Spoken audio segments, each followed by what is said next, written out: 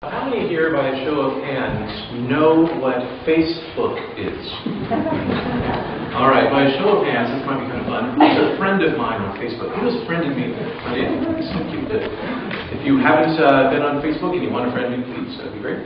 For those of you that didn't raise your hand about Facebook, let me tell you about the third largest country in the world. Facebook is a social networking internet site. Social meaning community. Networking means that you connect with other people, maybe that you haven't seen since grade school. And internet, which means it's all done through the computer on the internet. Since its beginning, which wasn't that long ago, Facebook has now grown to over 600 million members, which constitutes it as the third largest country in the world. Only China and India surpass it. And once China and India get on the internet like we are, it's going to be 1 billion. So it's huge. That's Facebook.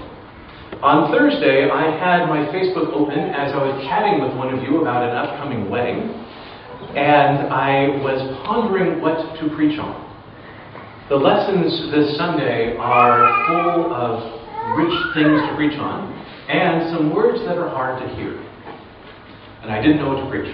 And so, Dana, as you know, I put on my status, because you put a status and tells you what you're doing or where you are and that kind of stuff. I put on my status that I'm trying to come up with a sermon, and then I asked for a show of hands. A show of hands is Facebook jargon for respond to me what you think.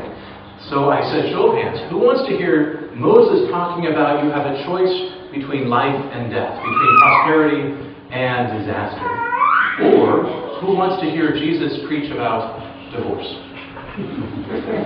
So I posted that, and then Friday I was at our annual diocesan convention.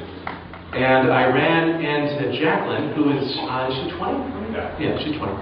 She ran up to me and says, hey, Father Dave, how you doing? I said, great. She said, what are you preaching on Sunday? And I said, are you trying to rub it in? I have no idea what I'm preaching. And she said, it's on your Facebook. And I said, oh, that's right. She said, have you seen the responses? I have. She said, they're this long.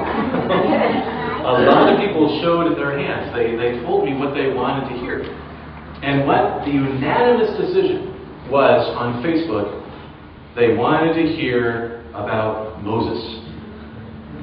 They didn't want to hear about Jesus and divorce. So I found that interesting. Now, a professor of mine in homiletics told me to not preach by committee. Is that right? So I'm going to preach what God is putting on my heart. But it's interesting that we want to hear about Moses and we want to hear about the choices that we have.